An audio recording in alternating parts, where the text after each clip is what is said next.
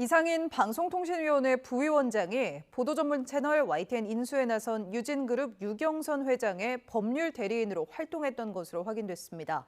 전국 언론노조 YTN 지부는 방통위원 기피 신청 등 법적 대응에 나섰는데 이 부위원장은 YTN 심사엔 영향을 주지 않을 거라고 반박했습니다. 백종규 기자의 보도입니다.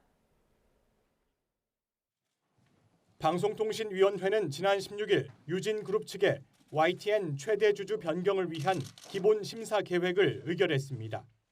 이동관 위원장과 이상인 부위원장 2인 체제 방통위가 심사 결과를 승인하면 YTN 민영화 절차는 마무리됩니다.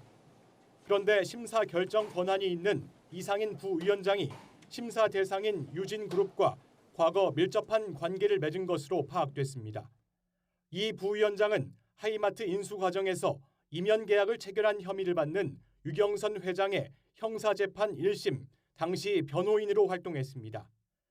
방통위 승인 대상 기업 회장의 법률 대리인을 지낸 만큼 이해 충돌 논란이 불거질 수 있는 대목입니다. 공정한 심사에 영향을 줄 수 있는 직간접적 관계에 있는 경우 직무를 회피할 수 있지만 이 부위원장은 별도의 조치를 하지 않고 있습니다.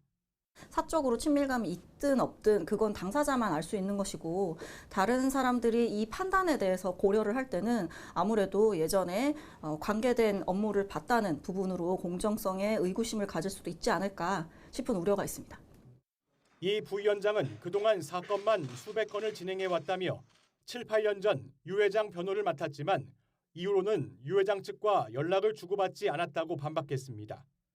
또 유진그룹의 YTN 지분 인수 입찰을 미리 알지 못했고 오너 일가와 개인적 친분을 의심하는 자체가 명예훼손이라며 이런 상황이 YTN 심사에는 영향을 주지 않을 것이라고 해명했습니다. 이동관 방통위원장의 경우 YTN에 소송을 제기한 당사자입니다.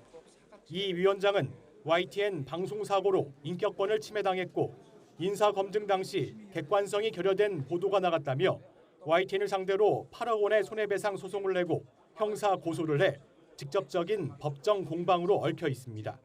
이동관 위원장 탄핵 전에 민간 자본에 팔아넘기기 위해 방송 법령에 따른 방통위의 의무를 해태하고 졸속 심사를 할 생각이면 지금 당장 중단하십시오. 이와 관련해 전국 언론노조 YTN 지부는 기자회견을 열고 이동관 위원장과 이상인 부위원장의 YTN 인수 심사 참여는 명백한 위법이라고 주장했습니다.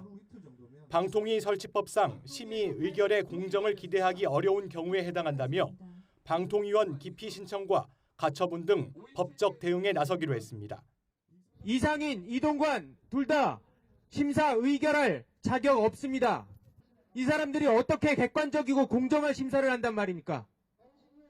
저희는 시민주주 328명과 함께 기피 신청을 낼 겁니다.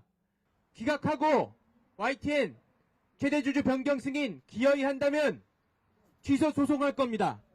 취소 소송하고 가처분 내고 끝까지 싸우겠습니다.